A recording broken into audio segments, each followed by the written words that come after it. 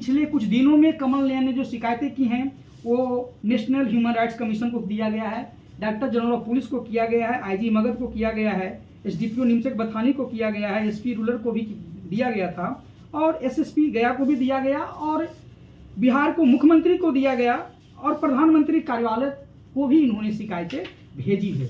अब हम कि वर्तमान में जो अभी प्रभारी जो अजय कुमार हैं अत्री में, वो जब ज्वाइनिंग कर रहे थे उस समय उनकी संपत्ति क्या थी और पिछले 5 सालों में उनकी संपत्ति क्या है, उसका भी उन्होंने आरटीआई में जवाब मांगा है।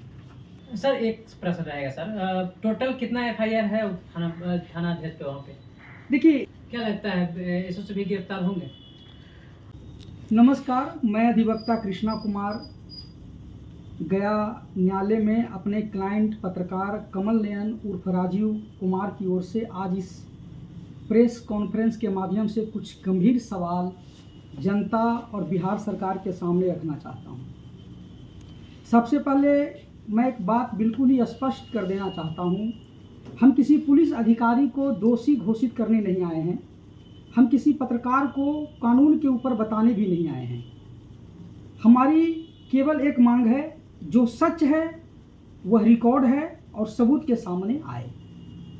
अगर मेरे क्लाइंट ने कोई अपराध किया है तो कानून के अनुसार कार्रवाई हो, लेकिन यदि पुलिस कार्रवाई में कोई गलती हुई है और गलत धाराएं लगाई गई है, किसी अधिकारी की भूमिका संदिग्ध है अथवा महत्वपूर्ण गवाह की अनदेखी हुई है तो इसकी भी जांच हो।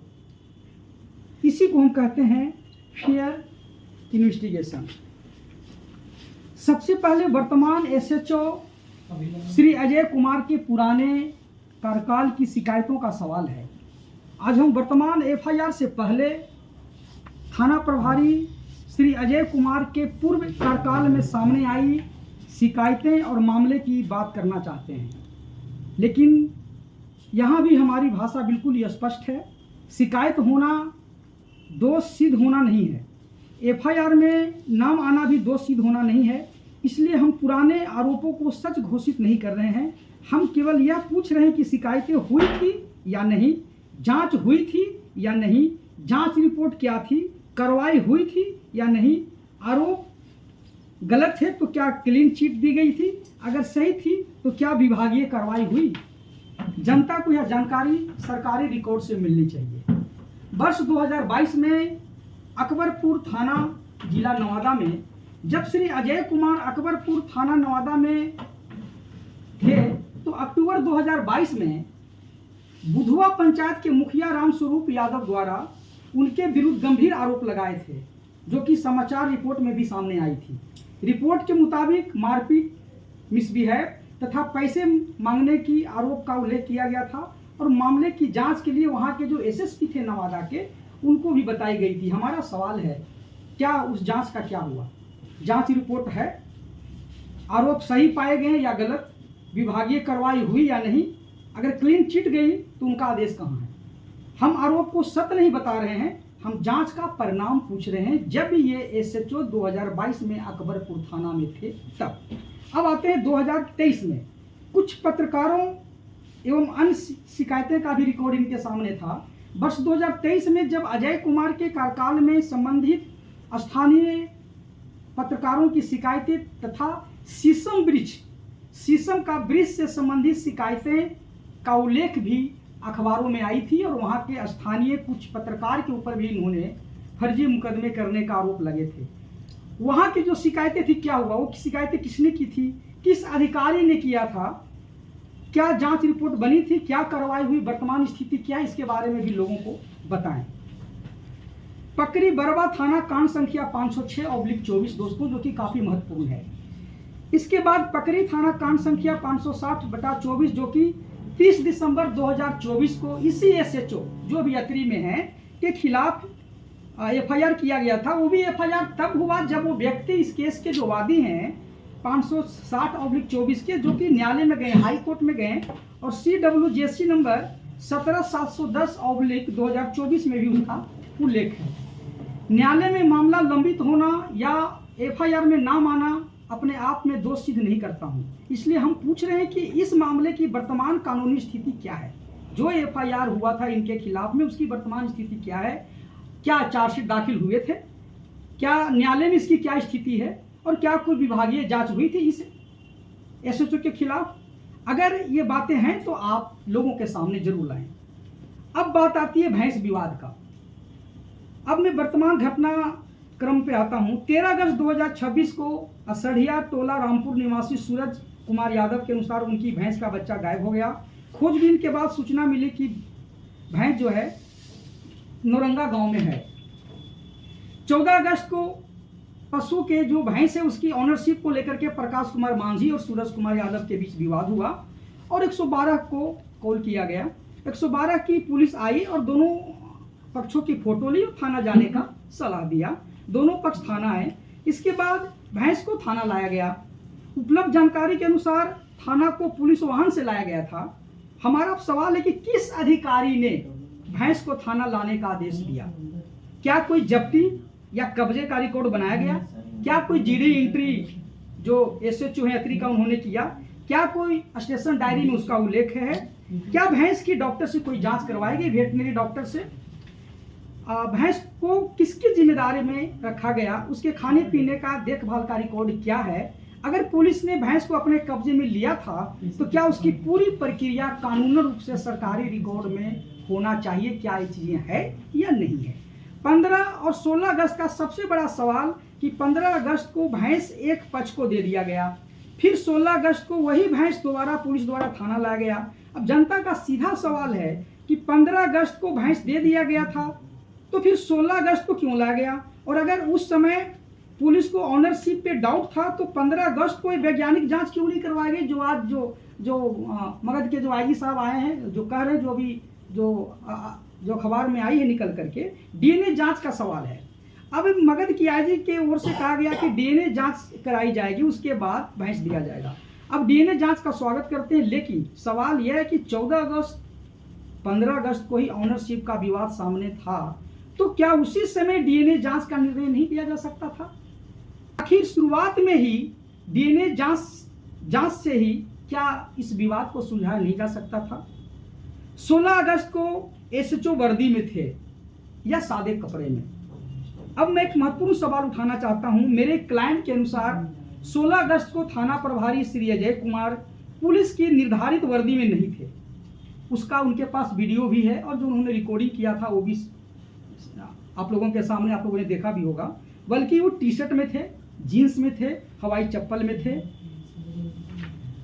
अब इस बात को अभी अंकित रूप से हम सिद्ध नहीं कर रहे हैं कि क्या गलत है क्या सही है, लेकिन हम कह सकते हैं कि सीसीटीवी निकालिए और सच को सामने लाइए। बिहार पुलिस में पुलिस कर्मियों को वर्दी एवं ड्रेस से संबंधित विभागीय बिहार पुलिस मैनुअल एक्ट का प्रावधान है। इसलिए सवाल है कि अगर एसएचओ सरकारी ड्यूटी पर थे तो निर्धारित वर्दी में क्यों नहीं थे? सवाल तो बनता है, लोग तो पूछेंगे। और अगर वो किसी विशेष परिस्थिति में सादे कपड़े में ड्यूटी कर रहे थे तो अनुमति किसने दिया उनको सादे कपड़े में ड्यूटी करने का? क्या कोई लिखित आदेश था? क्या ड्यूटी रोस्टर में दर्ज है? स्टेशन डायरी में उल्लेख है? मूवमेंट रजिस्टर में क्या इसका उल्लेख है? हम किसी को दोषी नहीं कह रहे हैं, हम केवल रिकॉर्ड की मांग कर रहे हैं। और यदि नियम का उल्लंघन पाया जाता है तो विभागीय स्तर पर जिम्मेदारी तय होनी चाहिए। पत्रकार ने जो सवाल पूछे थे उसमें एफआईआर क्यों हुआ, मैं इस पे अब मैं आता हूँ। 16 अगस्त को मेरे क्लाइंट थाना पहुंचे। उन्होंने सवाल पूछा कि भैंस को थाना क्यों लाया गया, 15 अगस्त को किस आधार पर दिया गया और 16 अगस्त को फिर क्यों लाया गया। ये सवाल एक सार्वजनिक विवाद से संबंधित में थे।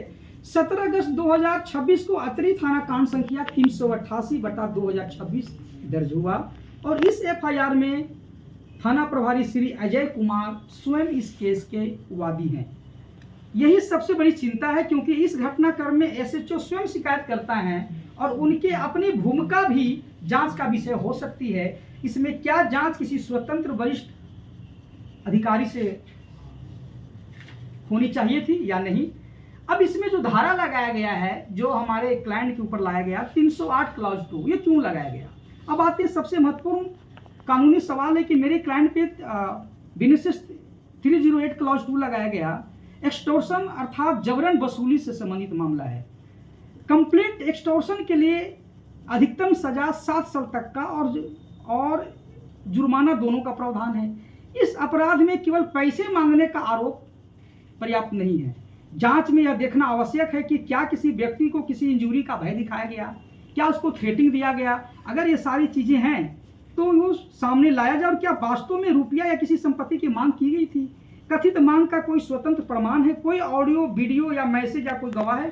क्या एफआईआर के तथ्य 308 क्लॉज 2 के सभी आवश्यक एलिमेंट्स को पूरा करते हैं। इसलिए हमारा सवाल है, रुपया मांगने के आरोप के आधार पर बीएनएसएस 308 क्लॉज 2 लगाने से पहले उसके सभी कानूनी तत्वों की फेयर जांच हुई या नहीं। बीएनएसएस 35 क्लॉज 3 का सवाल है, बीएनएसएस 308 में अधिकतम सजा 7 साल का है। ऐसे मामले में बीएनएसएस 35 की गिरफ्तारी प्रक्रिया महत्वपूर्ण होती है। इसलिए यदि पुलिस अरेस्टिंग पर विचार करती है तो यह देखना होगा कि बीएनएसएस 35 के तहत गिरफ्तारी की कानूनी शर्तें पूरा होती या नहीं, और जहां लागू हो वहां बीएनएसएस 35 क्लॉज 3 का नोटिस देकर के जांच में सहयोग का अवसर क्यों नहीं दिया गया। हमारा सवाल है, अगर तत्काल गिरफ्तारी आवश्यक नहीं थी तो मेरे क्लाइंट जांच में सहयोग करने के लिए तैयार था, और बीएनएसएस 35 क्लॉज 3 का नोटिस क्यों नहीं दिया गया। यदि पुलिस का कहना है कि गिरफ्तारी का आवश्यक थी तो बीएनएसएस 35 के अनुसार गिरफ्तारी की आवश्यकता के कारण क्या रिकॉर्ड में दर्ज किए गए हैं।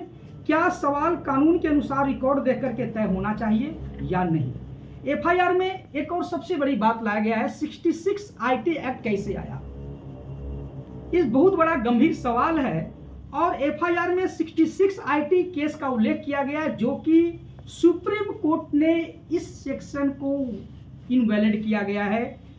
Shreya Singhal versus Union of India में सुप्रीम कोर्ट ने धारा 66A को असंवैधानिक घोषित कर दिया गया, और बाद में सुप्रीम कोर्ट के डिसीजन में भी श्रेया सिंगल के 66 संबंधित निर्णय का उल्लेख हुआ है। तो सवाल है कि जो एफआईआर हमारे क्लाइंट के ऊपर हुआ है उसमें 66A आईटी कैसे दर्ज हुई, किसके आदेश पे दर्ज हुई। इतना गंभीर कानूनी गलती कैसे हो सकती है। किसने एफआईआर किया, किस अधिकारी ने इसे वेरीफाई किया, क्या वरिष्ठ अधिकारी ने एफआईआर की समीक्षा की, क्या इसे सुधारने की कार्रवाई हुई, इसकी जिम्मेदारी तय होनी चाहिए। आवेदन एफआईआर हुए 10 दिन हो गए हैं, जांच में क्या हुआ। 17 अगस्त से आज 26 अगस्त 2026 है, लगभग 10 दिन पूरे हो चुके हैं। हम ये नहीं कह रहे हैं कि हर जांच 10 दिन में पूरी होनी चाहिए, लेकिन जनता यह सवाल पूछने का अधिकार रखती है कि इस 10 दिनों में जांच में क्या हुआ। पहला, सीसीटीवी सुरक्षित किया गया, 112 नंबर पे जो कॉल किया गया था उसका रिस्पॉन्स रिकॉर्ड लिया गया, जीडी एंट्री देखी गई, स्टेशन डायरी देखी गई, 15 अगस्त की घटना की जांच हुई या 16 अगस्त की घटना की क्या जांच हुई, उपस्थित लोगों का बयान लिया गया, एसएचओ की ड्यूटी जो थी वहां पे क्या उसकी जांच हुई, मोमेंट रिकॉर्ड देखा गया, और बीएनएसएस 308 क्लॉज 2 की समीक्षा हुई या नहीं, और 66 आईटी एक्ट की समीक्षा हुई या नहीं। हमें जांच की दिशा और प्रगति बताई जाए। और 20 अगस्त को आईजी मगध से मुलाकात हुआ। 20 अगस्त 2026 को ग्रामीणों, पत्रकारों और मैं भी उपस्थित था, कुछ सामाजिक लोग भी थे, और यहाँ के जो पूर्व अत्री के जो विधायक थे वो भी थे। इस मामले को गंभीरतापूर्वक बताई गई और उन्होंने एसपी रूरल को जांच करने का आदेश दिया। अब मेरा सवाल है कि आईजी मगध से मेरा सीधा सवाल है कि 20 अगस्त को दिए गए निर्देश लिखित जो थी उस पर क्या कार्रवाई हुई, जांच किस अधिकारी को दी गई, जांच कब शुरू हुई और अब तक क्या जांच हुआ, वो जनता के सामने आना चाहिए। सीसीटीवी जो कैमरा था उसको सुरक्षित रखा गया या नहीं, 112 का रिकॉर्ड लिया गया नहीं, एसओसी की ड्यूटी की जांच हुई या नहीं, और बीएनएसएस 308 क्लॉज 2 की समीक्षा हुई या नहीं, 66A आईटी एक्ट की समीक्षा हुई या नहीं। आईजी मगध साहब से हम जनता के सामने स्पष्ट जवाब चाहते हैं। एसपी रूरल गया से सीधा मेरा सवाल है, चूंकि जांच एसपी रूरल को दिए जाने की बात कही गई थी, अब हम पूछना चाहते हैं कि 20 अगस्त को से लेकर के 26 अगस्त तक जांच में क्या प्रगति हुई है। जांच अधिकारी जो थे एसपी रूरल, उन्होंने क्या जांच किया, क्या सीसीटीवी फुटेज वहां का लिया गया, उसको सुरक्षित रखने का कुछ उन्होंने डॉक्यूमेंट तैयार किए हैं, और वहाँ की जो जीडी और स्टेशन डायरी देखी गई या नहीं, 15 और 16 अगस्त की घटना के बारे में क्या जांच किया गया, और एसपी रूरल ग्रामीण से हम पूछना चाहते हैं कि आप जनता के सामने आकर के आपने क्या जांच किया, चूंकि पिछले 10 दिन हो गए हैं, आप अपने बात को रखें। और मेरा डायरेक्ट सवाल है director general of police Bihar से कि हम डीजीपी साहब से पूछना चाहते हैं कि क्या इस मामले में फेयर इन्वेस्टिगेशन सुनिश्चित की जाएगी या नहीं। एसएचओ स्वयं इस केस के वादी हैं और घटनास्थल में एसएचओ की भूमिका में भी जांच का योग है और पत्रकार इसमें आरोपी हैं। एफआईआर में 66 का जो उल्लेख किया गया जो कि नहीं होना चाहिए था, BNSS 308 क्लॉज 2 लगाया गया जो कि नहीं लगना चाहिए था, तो क्या जांच स्वतंत्र वरिष्ठ अधिकारी की निगरानी में होना चाहिए। हम डीजीपी साहब से ये सवाल पूछना चाहते हैं, क्या इस मामले की स्वतंत्र और फेयर जांच होगी, क्या सीसीटीवी और अन्य जो सुरक्षित रिकॉर्ड थे थाने में क्या रखे जाएंगे या उसे जैसे पहले होता है वहां से हटाया जाएगा। डीजीपी बिहार की जनता के सामने आप आकर के अपना बात जरूर रखें। अब मेरा सवाल बिहार के माननीय मुख्यमंत्री से है। हम अपना सवाल माननीय मुख्यमंत्री बिहार से इसलिए कर रहे हैं क्योंकि वो सुशासन की सरकार और कानून की राज की बात करते हैं। क्या पुलिस भी कानून के अनुसार जवाबदेही होगी, क्या पत्रकार के मामले में उचित कानून प्रक्रिया अपनाई जाएगी, क्या पुलिस अधिकारी की भूमिका की जांच होगी, क्या पुराने शिकायत जो इस एसएचओ के ऊपर 2022 से लगे थे क्या उसकी समीक्षा होगी, क्या किसी निर्दोष व्यक्ति को प्रताड़ित नहीं किया जाएगा, और क्या मुख्यमंत्री जी से हम जनता के सामने आकर के अपनी बात कहेंगे या नहीं। अब हमारे जो पत्रकार नयन थे वो उन्होंने आरटीआई के माध्यम से जो सवाल मांगे हैं वो हम आज आप लोगों के सामने उसके बारे में भी बता देना चाहते हैं। एसएचओ की 15 और 16 अगस्त की ड्यूटी के बारे में उन्होंने duty order, duty roster, movement record, सादे कपड़े में ड्यूटी की अनुमति और संबंधित विभाग के आदेश मांगे हैं। और एसएचओ के पुराने रिकॉर्ड जहां वो पहले थे उसकी नियुक्ति से लेकर के अभी तक कितने शिकायतें हुई, किस किस थाना में गए और उनके संदर्भ में कितने शिकायतें आई, उस पर क्या क्या कार्रवाई हुआ, वो सारी रिपोर्ट इन्होंने मांगा है। और 20 अगस्त को जो आईजी जो मगध के थे दिए थे निर्देश, उसकी आदेश की प्रति और उन्होंने क्या अभी तक जांच किया ग्रामीण एसपी ने, वो भी रिकॉर्ड इन्होंने आरटीआई के जरिए मांगा है। और अतरी थाना में जो सीसीटीवी कैमरा है उसको सुरक्षित रखा जाए, उसकी फुटेज को सही ढंग से रखा जाए और 13 से लेकर के 17 अगस्त की फुटेज को सुरक्षित करने की कार्रवाई पे भी उन्होंने आरटीआई मांगा है। और एसएचओ की संपत्ति जो मैंने पहले भी कहा था कि वर्तमान में जो अभी प्रभारी जो अजय कुमार हैं अतरी में, वो जब ज्वाइनिंग कर रहे थे उस समय उनकी संपत्ति क्या थी और पिछले 5 सालों में उनकी संपत्ति क्या है, उसका भी उन्होंने आरटीआई में जवाब मांगा है। अब हम आरोप नहीं लगा रहे हैं एसएचओ के पास की आरोप से अधिक संपत्ति है, हम केवल कहना चाहते हैं कि सरकारी रिकॉर्ड में उपलब्ध संपत्ति आईपीआर की जांच होनी चाहिए। अगर कुछ नियम के अनुसार हैं तो रिकॉर्ड यही साबित करेगा, अगर कोई गंभीर विसंगति मिले तो सक्षम कानून के अनुसार जांच की जाएगी। हमने कहाँ शिकायतें की और पिछले कुछ दिनों में कमल नयन ने जो शिकायतें की हैं वो नेशनल ह्यूमन राइट्स कमीशन को दिया गया है, डायरेक्टर जनरल ऑफ पुलिस को किया गया है, आईजी मगध को किया गया है, एसडीपीओ निमचक बथानी को किया गया है, एसपी रूरल को भी दिया गया था और एसएसपी गया को भी दिया गया और बिहार को मुख्यमंत्री को दिया गया और प्रधानमंत्री कार्यालय को भी इन्होंने शिकायतें भेजी है। अब हमारी जो कुछ मांगे हैं वो मैं स्पष्ट कर देना चाहता हूँ। पहला है कि अतरी थाना कांड संख्या 388/2026 एवं 389/2026 की फेयर इन्वेस्टिगेशन होनी चाहिए। इसमें जांच स्वतंत्र वरिष्ठ पदाधिकारी की निगरानी में होना चाहिए, क्योंकि मुझे नहीं लगता कि यहाँ की जो ग्रामीण एसपी हैं वो जांच कर पाएंगी। 13 से 17 अगस्त की सीसीटीवी फुटेज तुरंत सुरक्षित किया जाए और 112 का जो कॉल डिटेल्स है उस दिन जो उन्होंने किया था उसका रिस्पॉन्स रिकॉर्ड किया था वो रखा जाए और जीडी एवं स्टेशन डायरी की जांच की जानी चाहिए। भैंस को थाना लाने और रखने की पूरी प्रक्रिया की जांच हो। 15 अगस्त को भैंस देने का आधार रिकॉर्ड से स्पष्ट किया जाए और 16 अगस्त को दोबारा भैंस लाने का आधार क्या था, किसके कहने पर उन्होंने भैंस लाया और डीएनए जांच के जो तरीके अपना रहे हैं उसमें सारे अच्छे तरीके से अपनाएं और 16 अगस्त की जो ड्यूटी थी एसएचओ की उसकी जांच हो। वर्दी सादे कपड़े में ड्यूटी के संबंध में विभागीय नियम और अनुमति की जांच हो और BNSS 308 क्लॉज 2 में जो मेरे इन्फॉर्मेंट के ऊपर केस दर्ज किया गया इसकी कानूनी तत्वों की समीक्षा की जाए और BNSS 35 के तहत जो गिरफ्तारी है उसकी नोटिस की प्रक्रिया की समीक्षा हो और FIR में 66 IT एक्ट के उल्लंघन के उल्लेख की जांच हो और जिम्मेदारी तय हो।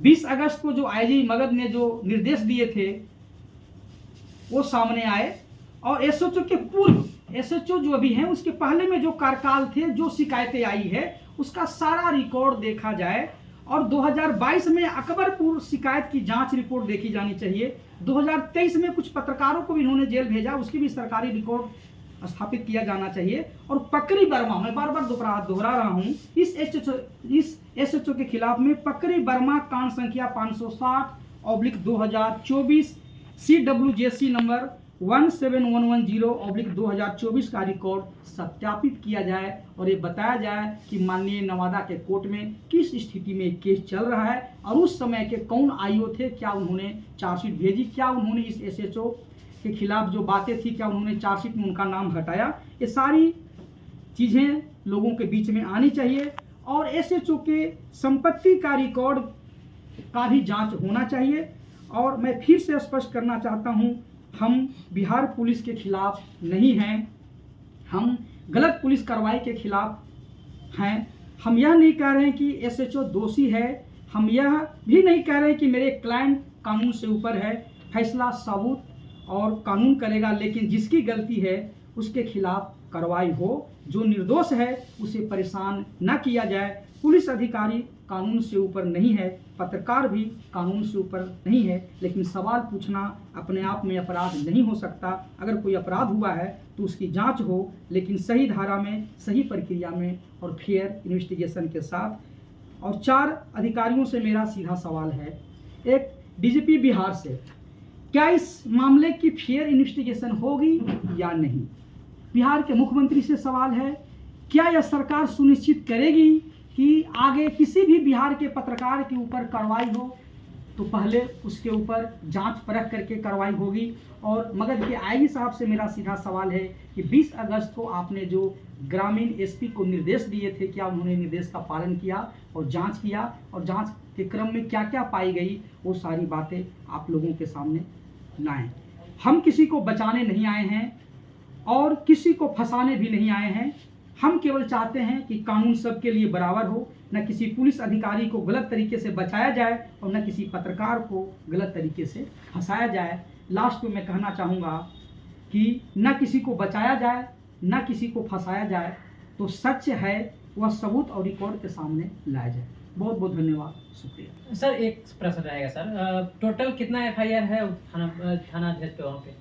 देखिए, एक एफआईआर को मैंने बताया, पकरी वर्मा के ऊपर एक एफआईआर आई है सामने, और उसके पूर्व में भी 2022 में भी कुछ शिकायतें आई थी। वहाँ के जो नवादा के जो एसएसपी होंगे उनके पास रिकॉर्ड होंगी। तो अभी तो हमारे पास जो अभी न्यायालय में जो मामला चल रहा है नवादा कोर्ट में, उसमें एक एफआईआर के बारे में जिक्र हुआ है। वो भी हाई कोर्ट के निर्देश के बाद वहाँ का जो है एसएचओ ने इस केस के जो इन्फॉर्मेंट है उनके ऊपर एक केस लाया गया था।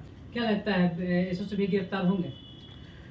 अब ये तो डीजीपी बताएंगे, बिहार के मुख्यमंत्री बताएंगे और गया के आईजी बताएंगे, क्योंकि उन्होंने कानून का दुरुपयोग किया है या नहीं किया है मैं कैसे बता सकता हूँ। वहाँ का सीसीटीवी फुटेज देखने के बाद जो आईजी ने निर्देश दिए हैं ग्रामीण एसपी को, वो जांच के बाद सारा मामला सामने आएगा। लेकिन अभी जो शुक्रिया।